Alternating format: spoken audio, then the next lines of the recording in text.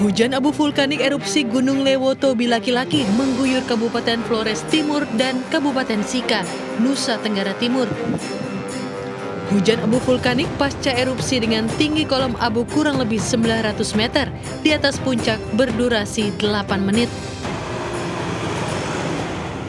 Abu vulkanik tutupi jalan Trans Flores, rumah-rumah warga dan tumbuh-tumbuhan. Menurut warga, sudah 2 hari rumah mereka dihujani abu vulkanik. Mana? Dari Gunung Lewotobi itu. Berarti sudah 2 hari ya? Sudah 2 hari. Hujan abu ini? Ya. Bapak mereka sekarang tetap di rumah atau Kami bagaimana? tetap di rumah. Dari kemarin itu mulai jam 9 pagi. 9 pagi itu sudah banyak sudah sampai tadi malam. Gunung Lewoto Bilaki-Laki masih beberapa kali erupsi. Warga sekitar gunung pun diminta untuk waspada. Dari Flores Timur, Nusa Tenggara Timur, Joni Nura melaporkan.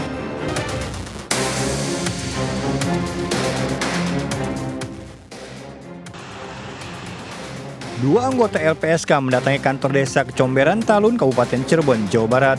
Selama 1 jam, anggota LPSK memeriksa Suroto secara tertutup. Suroto merupakan orang yang pertama kali mengevakuasi dan menolong korban Eki dan Vina saat tergeletak di flyover Jembatan Talun tahun 2016 lalu. 2 hari setelah temuan jasad Vina dan Eki, petugas kepolisian dari Polres Cirebon Kota juga meminta keterangan Suroto. Suroto juga menyaksikan saat 2 tersangka diperiksa. Tahu ya kalau nggak tahu itu siapa, cuman aku denger kamu pukul pakai apa? Kamu baca pakai apa? Itu. Si tersangka. Iya. Oh, Bapak sempat menyaksikan itu, Pak? Iya, saya ikut ke sana. Cuman posisi waktu itu malam, cuma lampunya dari baterai, dari HP aja. Belum adanya titik terang kasus kematian Vina dan Eki diduga akibat adanya mafia hukum. Saat ini, perjalanan hukum di tanah air diduga masih tebang pilih di mana tajam ke bawah dan tumpul ke atas. Terus yang kedua ada Vina, pembunuhannya di Cirebon yang 8 tahun tidak 6 sampai 8 tahun tidak tuntas dan banyak permasalahan hukum lainnya yang tidak tuntas. Meski telah 8 tahun berlalu, namun kasus kematian Vina dan Eki masih menjadi misteri. Dari Cirebon, Jawa Barat melaporkan.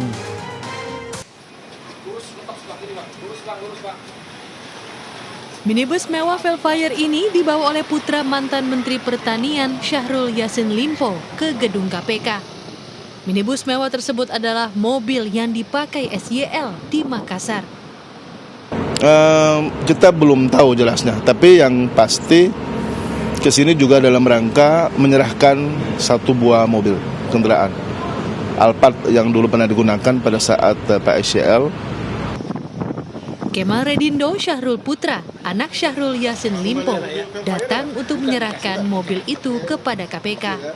Namun nomor polisi mobil tersebut setelah diperiksa ternyata tidak sesuai dengan data kepolisian.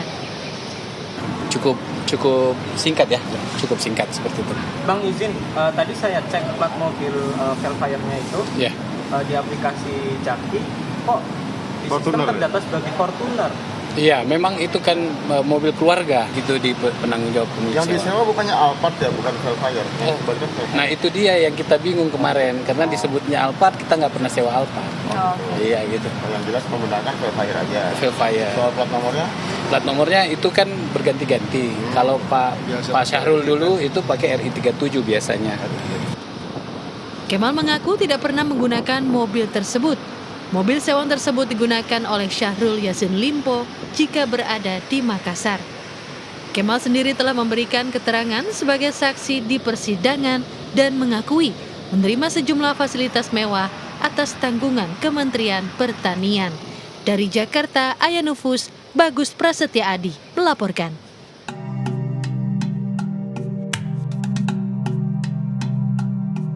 Seiring pengetatan visa haji, petugas penyelenggara ibadah haji PPIH Arab Saudi mengimbau seluruh jemaah calon haji mempersiapkan diri menjelang pelaksanaan puncak haji. Selain menjaga kondisi tubuh tetap prima, jemaah calon haji diwajibkan mengenakan smart card nusuk atau kartu maktab baik jemaah haji maupun petugas selama di Mekah. Ini dilakukan guna mengantisipasi kejadian 34 WNI yang dipulangkan karena menggunakan visa non-haji. Bahaya penggunaan visa non-haji perlu menjadi perhatian para jemaah calon haji karena selain akan dikenakan denda sebesar Rp10.000 atau sekitar Rp43 juta juga akan dideportasi dan dilarang berkunjung atau masuk ke wilayah Arab Saudi selama 10 tahun ke depan. Sementara bagi penyelenggara haji yang dinyatakan bersalah karena memberangkatkan WNI menggunakan visa non-haji terancam hukuman denda Rp50.000 atau sekitar Rp216 juta. Visa haji resmi diketahui memiliki keterangan haji pada kolom keperluan visa sebagai arti musim haji pada penggunaan kolom batas penggunaan visa. Mulai tahun ini, jadi tahun 2024 ini pemerintah Arab Saudi memberlakukan aturan baru untuk masuk ke Arafah Mina Musdalifah itu menggunakan kartu yang disebutin oleh mereka dengan smart card. Nah, smart card ini berisi nanti QR code yang bisa di-scan oleh para petugas dan bahkan jamaah sendiri bisa men-scan smart card tersebut. Ke pemerintah sih supaya lebih mengedukasi masyarakat juga mengenai tentang visa resmi haji itu seperti apa, lalu juga menertibkan travel-travel yang kayak istilahnya apa ya, kayak tertib gitu, nakal mungkin ya. Banyaknya jemaah calon haji Indonesia yang dideportasi oleh kerajaan Arab Saudi membuat para jemaah calon haji harus lebih berhati-hati mengecek validitas dokumen yang dibutuhkan. Ada baiknya Anda lebih berhati-hati dalam menerima tawaran-tawaran haji dari pihak yang tak bertanggung jawab.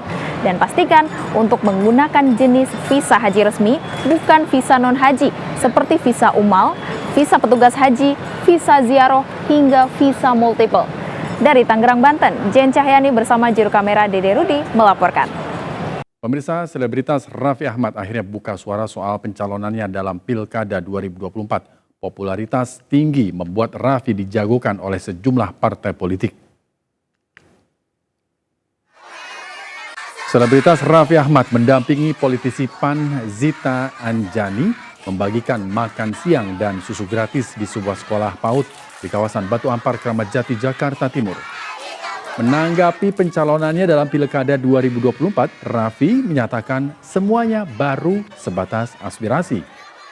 Belum ada penanganan resmi, meski namanya disebut dijagokan Partai Golkar mendampingi Diko Ganinduto di Pilkada Jawa Tengah. Itu aspirasi aja. Kalau kita yang paling penting berbuat baik aja untuk masyarakat. Tapi untuk antara Jakarta sama Jateng lebih milih mana? Kalau saya satu Indonesia kita harus cintai semua. Satu lagi dukungan diperoleh pasangan Khofifah Indar Parawansa dan Emil Dardak. Partai Gerindra resmi memberikan surat rekomendasi untuk keduanya maju dalam Pilkada Jawa Timur 2024. Pasangan Khofifah Emil Dardak menyambangi kediaman Prabowo Subianto di Jalan Kertanegara, Jakarta. Usai pertemuan, Prabowo menyatakan Partai Gerindra memberikan dukungan kepada pasangan Khofifah Emil Dardak untuk maju kembali dalam Pilkada Jawa Timur 2024. Pasangan Khofifah Emil Dardak sebagai bakal calon gubernur dan bakal calon wakil gubernur Jawa Timur telah menerima dukungan dari 6 partai politik termasuk Partai Perindo.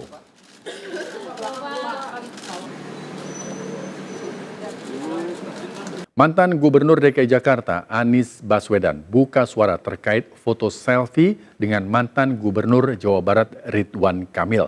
Anies mengakui bertemu Kang Emil sebagai kawan lama dan tidak secara khusus membahas Pilkada 2024. Anies justru memberi sinyal membuka kesempatan kepada PDI Perjuangan untuk menjadi partai pengusung dalam Pilkada DKI Jakarta 2024. PDIP juga menarik. Wah. Jadi sambil kita lihat hari-hari ini kan mudah-mudahan nggak lama lagi sampai pada kesimpulan. Tapi PDIP menarik ya Pak? Menarik. Partai Perindo secara resmi mendukung pasangan Beva Yigi Balom dan Nathan Pahabol untuk maju dalam pemilihan gubernur dan wakil gubernur Papua Pegunungan 2024. Pasangan tersebut dinilai memiliki potensi luar biasa dalam membangun kesejahteraan dan kemajuan tanah Papua Pegunungan ke depan.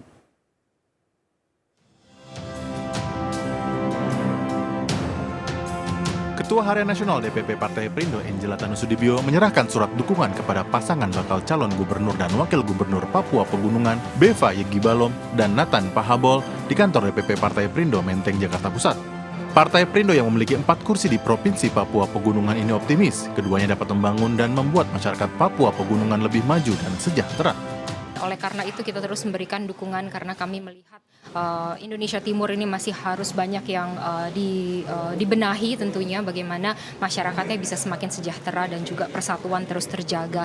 Dan kami melihat Papua Pegunungan ini memiliki potensi yang sangat luar biasa dari segi alamnya juga indah ya. Strategi yang sudah kami lakukan sekarang ini kita terus jalin komunikasi dengan partai-partai lain, kita pastikan dukungan untuk calon-calon ini semakin kuat. Dan Perindo juga sudah dalam hal ini terdepan mengeluarkan B1 KWK lebih dulu. Menjadi provinsi tersulit nomor 1 di Indonesia, Beva yang pernah menjabat sebagai Bupati Lanijaya 2 periode ini menegaskan dirinya akan membangun Papua Pegunungan dengan semangat dan kreativitas. Membangun daerah ini sedikit diperlukan semangat, juga kearifan dan juga kreativitas yang tinggi. Kalau kita bisa mensejahterakan masyarakat di Papua Pegunungan, maka Indonesia maju. Itu barometernya. Partai Perindo juga akan menjaring dukungan dan berjuang untuk kemenangan pasangan Beva Yegi Balom dan Nathan Pahabol pada Pilkada 2024. Dari Jakarta, Hendri Aprila, Aristiawan, iNews melaporkan. Pemirsa, pemerintah menetapkan Idul Adha atau 10 Zulhijjah 1445 Hijriah jatuh pada 17 Juni 2024. Sebelumnya pemerintah menetapkan 1 Zulhijjah jatuh pada hari Sabtu ini, tanggal 8 Juni.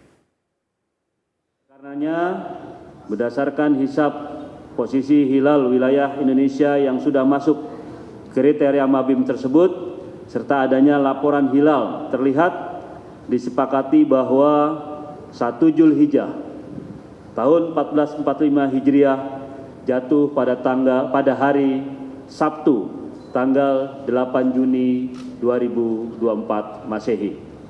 Dan insya Allah Hari Raya Idul Adha jatuh pada Senin tanggal 17 Juni 2024. Tapi perlu juga diketahui oleh seluruh masyarakat, jika di kemudian hari ada perbedaan dalam melaksanakan ibadah berkaitan dengan Hari Raya Idul Adha, tentunya kami berharap semuanya bisa mengedepankan harmoni dan toleransi. Pemirsa, pameran K-pop terbesar digelar di Jakarta. K-popers akan dimanjakan dengan ribuan foto-foto eksklusif yang tidak pernah ada sebelumnya.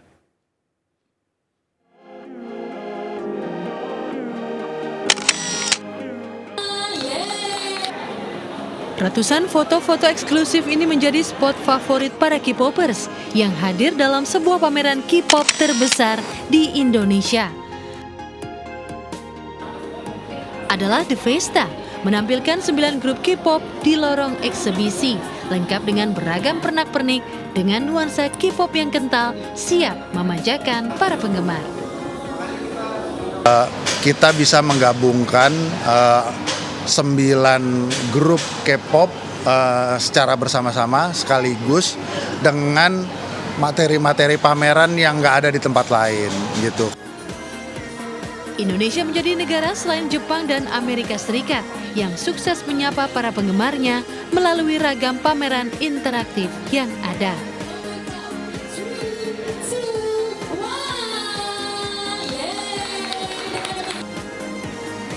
Jadi, tunggu apa lagi?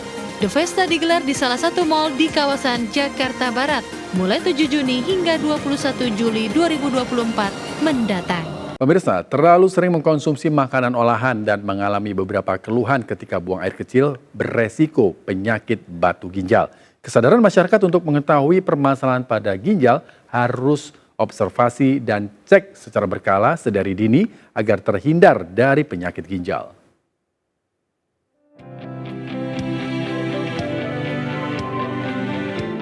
Batu ginjal merupakan penyakit yang disebabkan oleh pengerasan kandungan garam dan mineral di dalam organ tubuh hingga berbentuk menyerupai batu.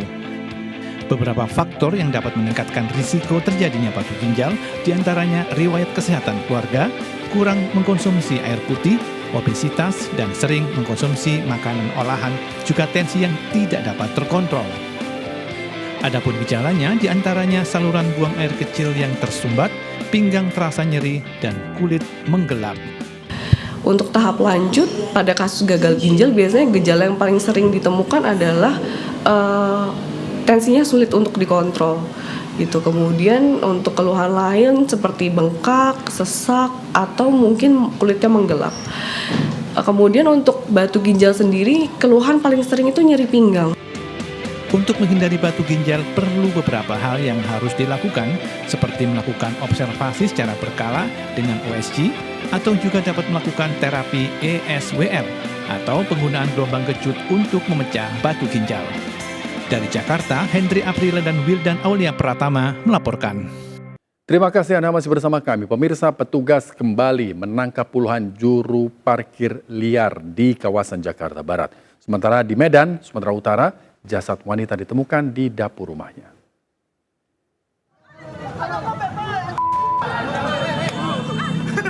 Warga menangkap seorang pria yang diduga mencuri uang dari kotak amal sebuah masjid di Sibolga, Sumatera Utara. Menghindari amuk massa, polisi segera mengevakuasi terduga pelaku.